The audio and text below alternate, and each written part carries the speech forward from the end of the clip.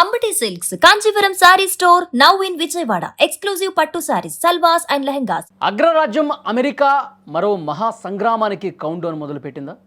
Iran గడ్డపై దాడులు చేసేందుకు వైట్ హౌస్ సర్వం సిద్ధం చేసినట్టే కనిపిస్తోంది ప్రస్తుతం. అధ్యక్షుడు డొనాల్డ్ ట్రంప్ తనదైన దూకుడు ప్రదర్శిస్తుంటే ఇరాన్ కూడా తగ్గేదే లేదంటూ సవాల్ విసురుతున్నారు.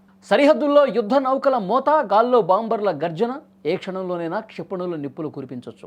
అటు ట్రంప్ మొండితనం, ఇటు ఇరాన్ పంతం వెరసి ప్రపంచం ఇప్పుడు ఒక అగ్నిగుండంలా మారింది. అసలు ఈ యుద్ధం ఎటు దారి తీస్తుంది? ట్రంప్ వ్యూహం ఏంటి? వాషింగ్టన్ పోస్ట్ కథనం ప్రకారం అమెరికా అగ్ర సైన్యాధికారి జనరల్ డాన్ కెయిన్ స్వయంగా ట్రంప్కు ఒక సీక్రెట్ రిపోర్ట్ ఇచ్చారు. సార్, మన దగ్గర మందుగుండు కొరత ఉంది, ఇరాన్ తిప్పి కొడితే మనం తట్టుకోలేం అని ఆయన మొత్తుకున్నారు. కానీ ట్రంప్ తన పంతం వీడటం లేదు. జనరల్స్ మాట వినకుండానే యుద్ధ నౌకలను శత్రువు గుమ్మం ముందుకు పంపారు. సైనిక నిపుణుల హెచ్చరికలను బేఖాతరు చేస్తూ ట్రంప్ చేస్తున్న ఈ సాహసం అమెరికాను ముంచుతుందా లేక గెలిపిస్తుందా అన్నదే ఇప్పుడు పెంటగాన్లో నడుస్తున్నటువంటి హాట్ టాపిక్. ఈ యుద్ధం కేవలం అమెరికా ఇరాన్ మధ్య ఉండదు. ఇరాన్ వెనుక రష్యా, చైనాలు ఉన్నాయనేది బహిరంగ రహస్యం. ఒకవేళ ట్రంప్ గనక బాంబుల వర్షం కురిపిస్తే రష్యా ఊరుకుంటుందా? చైనా తన ఆర్థిక ప్రయోజనాల కోసం రంగంలోకి దిగుతుందా? ఇదే ఉత్కంఠ. ఇదే జరిగితే మూడో ప్రపంచ యుద్ధానికి దారితీసే ప్రమాదం ఉంది.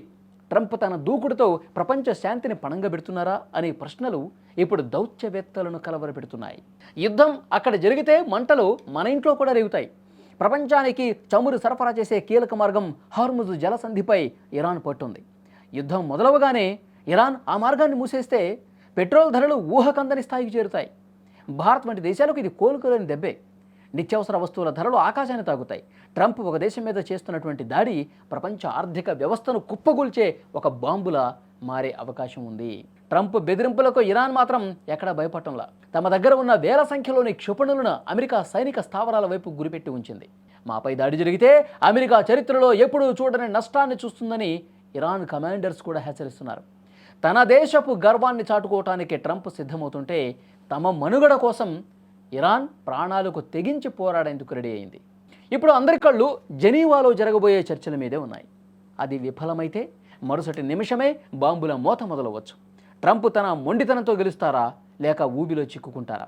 ప్రపంచం ఊపిరి బిగబట్టి చూస్తోంది. యుద్ధం అంటే గెలుపోటములు ఉండవు, కేవలం వినాశనమే మిగులుతుంది. మరి ఈ వినాశనాన్ని ఆపేవారు ఎవరు? ట్రంప్ నిర్ణయమే ఇప్పుడు ప్రపంచ తలరాతను నిర్ణయించబోతోంది.